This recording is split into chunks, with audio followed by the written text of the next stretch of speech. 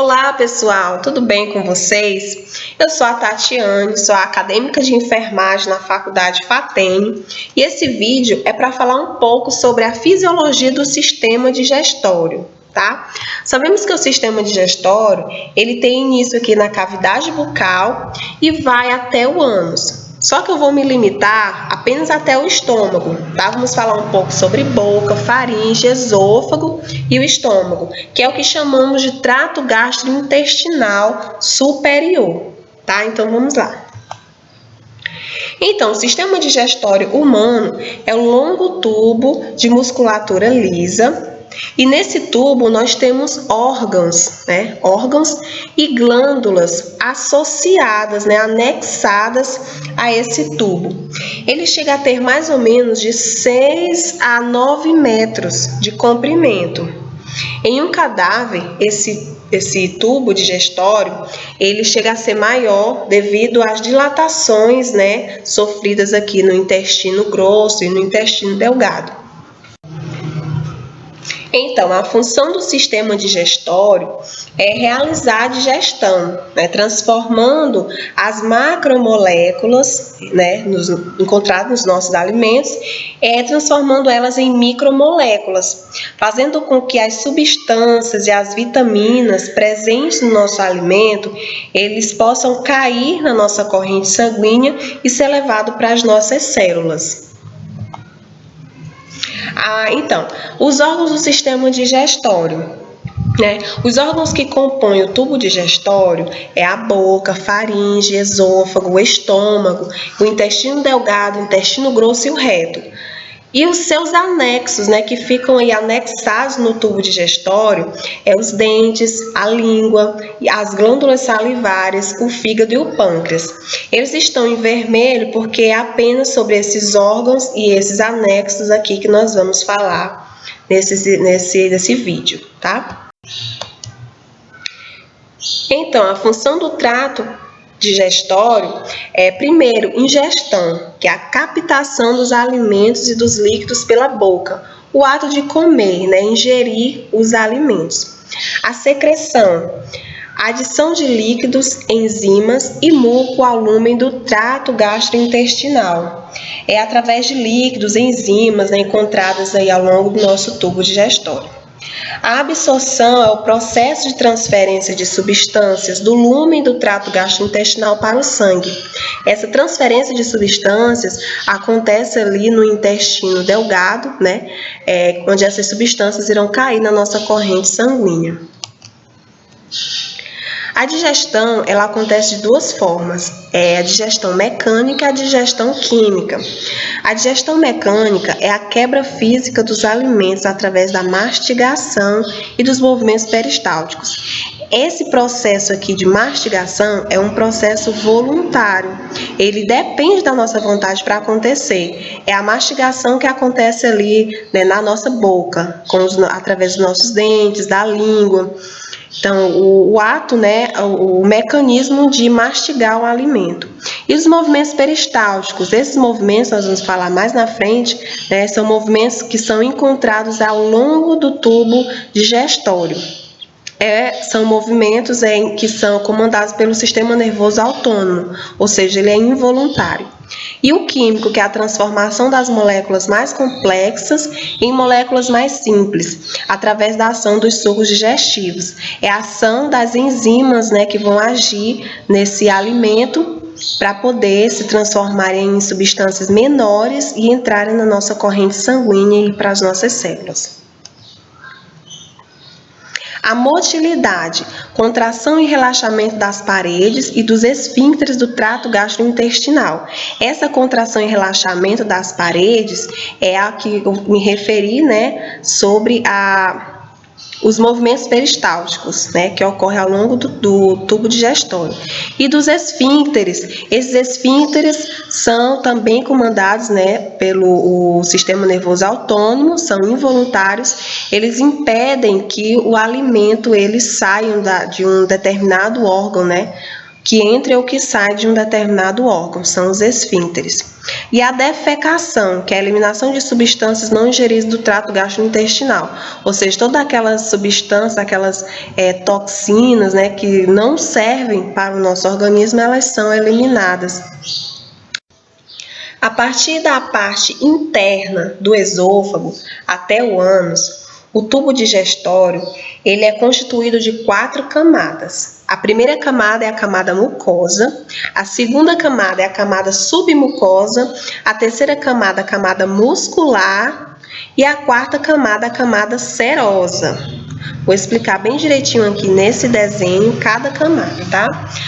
A túnica mucosa, que é a primeira camada, né, a camada mais interna do tubo digestório, ela está em contato direto com o alimento.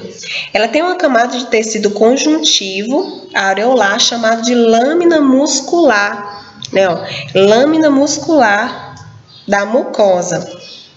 Essa membrana, né, essa túnica muscular, ela também tem nódulos linfáticos que protegem contra os agentes patogênicos que entram no trato gastrointestinal. A segunda camada é a camada submucosa. Ela é formada de tecido conjuntivo que une a mucosa, né, a musculatura.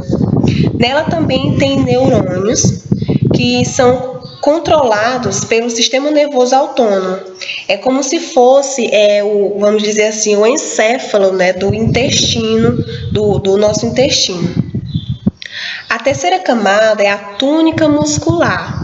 Como o próprio nome já diz, né, ela é uma membrana de musculatura, de músculo estriado esquelético, que produz a deglutição voluntária.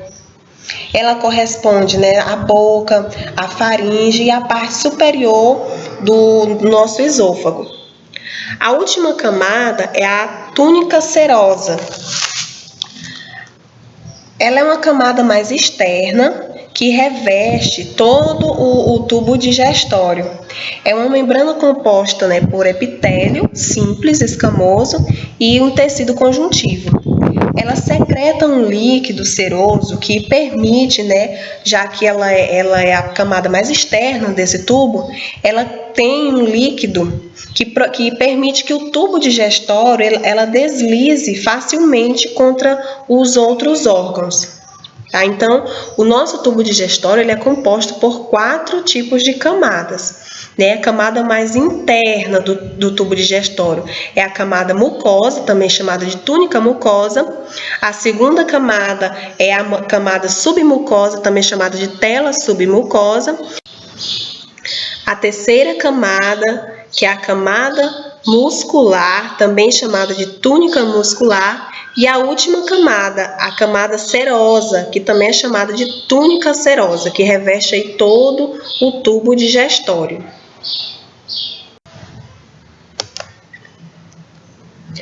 Na boca acontece 2 processos, o processo de mastigação e o processo de deglutição.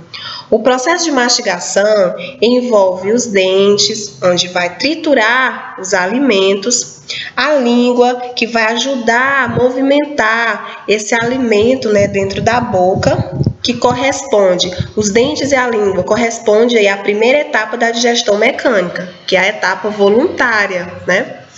E as glândulas salivares, né, que é através da saliva, onde as enzimas vão atuar nesse alimento, correspondendo aí à primeira etapa da digestão química. E a deglutição, que é o processo onde esse alimento, né, vai ser deglutido aqui na cavidade, né, através da faringe.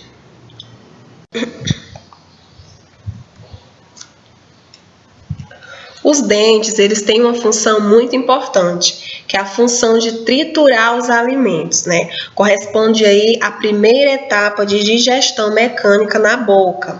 Em um adulto, existem 32 dentes permanentes. São 4 pares de dentes incisivos, 2 pares de dentes caninos, 4 pares de dentes premolares e 6 pares de dentes molares. Os 4 pares de dentes incisivos, eles servem para cortar o alimento. Então, quando você coloca o alimento na boca, ele é cortado aqui por esses 4 pares de dentes incisivos.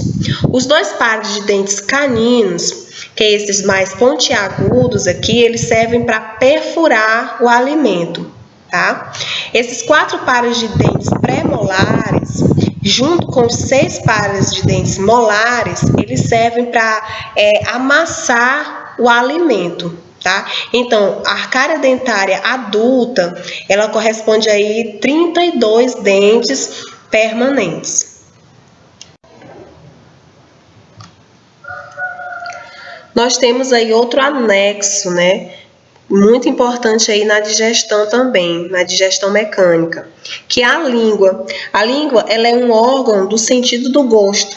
E além disso, ela, né, faz o movimento do alimento na boca, né, enquanto acontece a mastigação. Então, ela empurra o alimento para o lado direito, para o lado esquerdo, para cima, e vai ajudar também na deglutição desse alimento. E o outro anexo correspondente é as glândulas salivares. Elas vão produzir a saliva, né? E nessa saliva tem uma enzima muito importante. Essa enzima, ela vai degradar os carboidratos. Essa enzima ela é chamada de amilase ou ptyalina. Então, o processo de degradação dos carboidratos começa na boca, pelas glândulas, né, pelas glândulas salivares.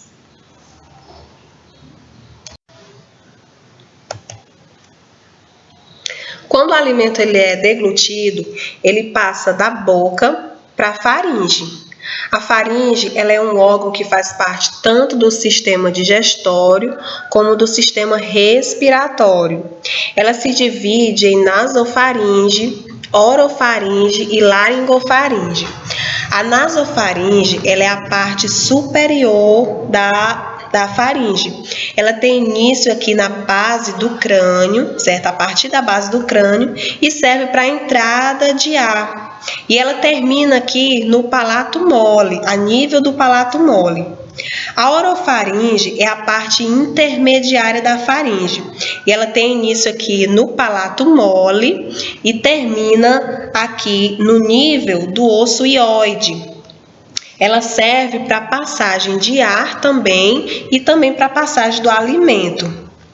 A laringofaringe, que é a porção inferior da faringe, tem início a partir do osso hioide e ela se conecta com o esôfago e também com a laringe, né? Com o esôfago, ela se conecta para deglutição, né, do alimento e com a laringe para passagem do ar. A faringe, gente, ela mede cerca aí de 12 a 15 centímetros de comprimento.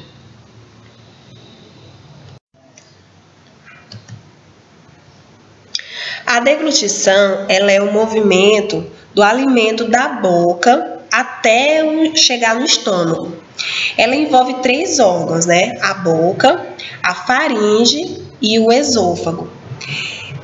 Ela se divide em 3 etapas, né? A primeira, a fase voluntária, a fase faríngea e a fase esofágia.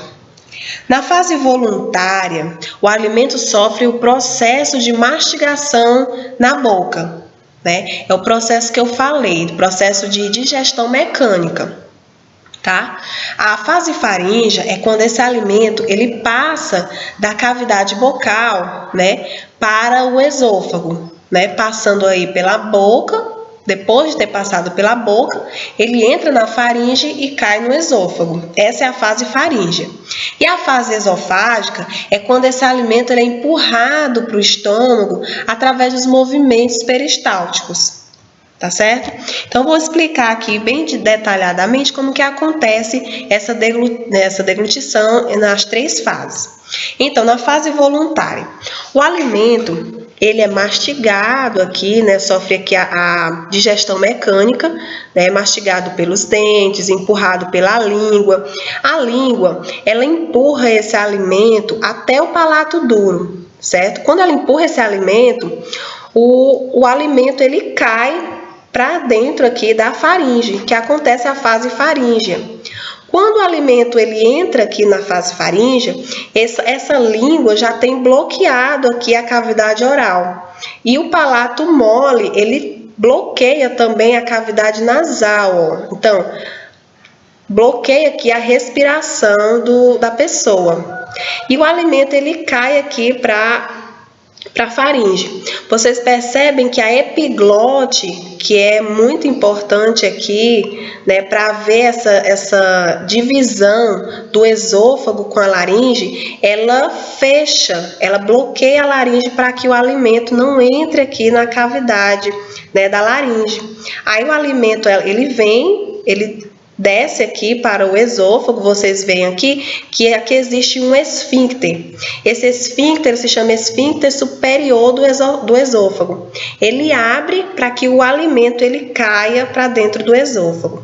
Essa é a fase faríngea.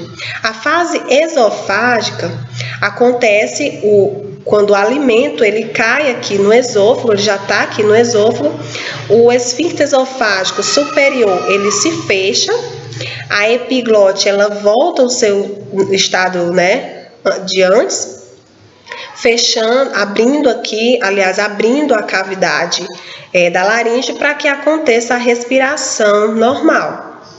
E o bolo alimentar, que já recebe o nome de bolo alimentar, né? Quando ele entra no esôfago, ele vai descendo aqui no esôfago através dos movimentos peristálticos. Aqui tem uma demonstração de como que acontece nessas fases. A primeira fase voluntária, onde o alimento ele é mastigado, ó, a língua ela empurra o alimento para o lado direito, para o lado esquerdo e para cima. Essa é a fase voluntária. Agora acontece a fase faríngea. Quando esse alimento ele é empurrado aqui para a faringe, a epiglote fecha a laringe e ele desce para o esôfago, acontecendo aí a fase esofágica. De novo o processo. Aqui a fase voluntária.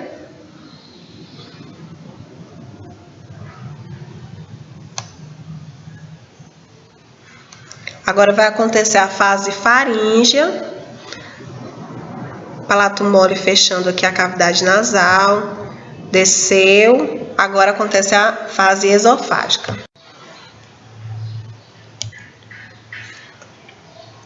O esôfago é um tubo muscular, tá, de musculatura lisa e mede cerca de 25 centímetros de comprimento e 2 centímetros de diâmetro.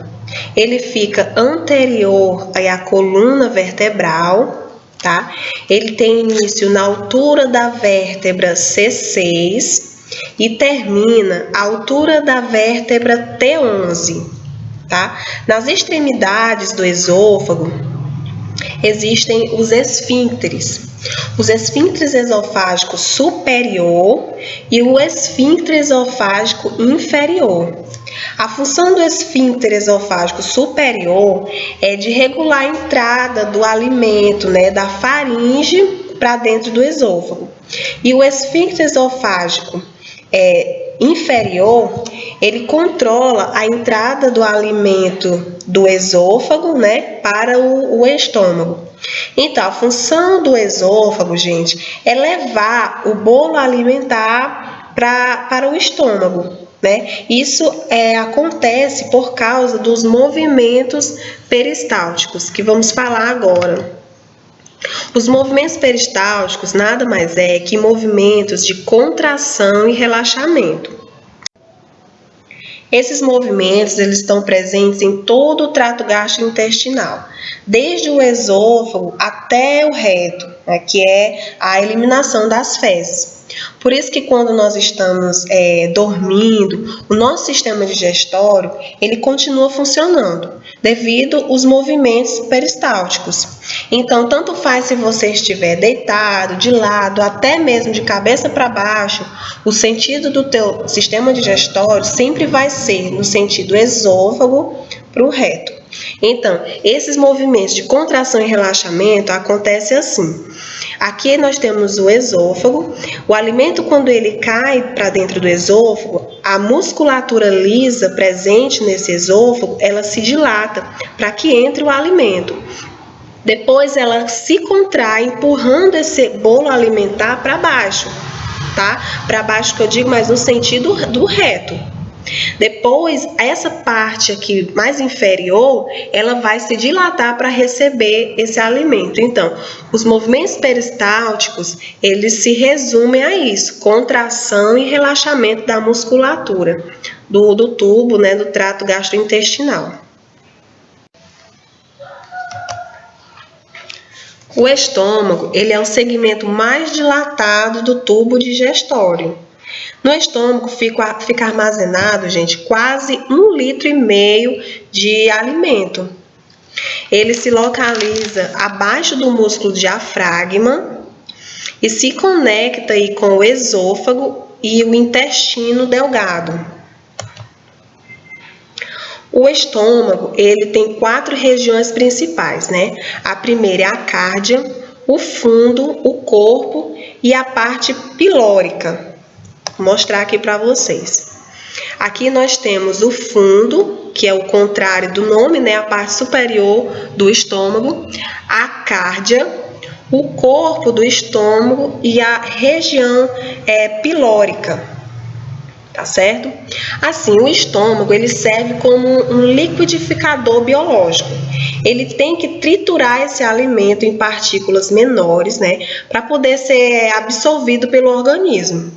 Ele vai, gente, geralmente liquidificar esse alimento, né, com os ácidos e enzimas que estão presentes aqui nesse estômago, transformando esse bolo alimentar em uma pasta que recebe o nome não mais de bolo alimentar, mas de quimo. Então, essa foi uma videoaula falando um pouco da fisiologia do sistema digestório, né? Mais sobre a parte do trato gastrointestinal superior, e eu espero que vocês tenham gostado. Tchau, tchau!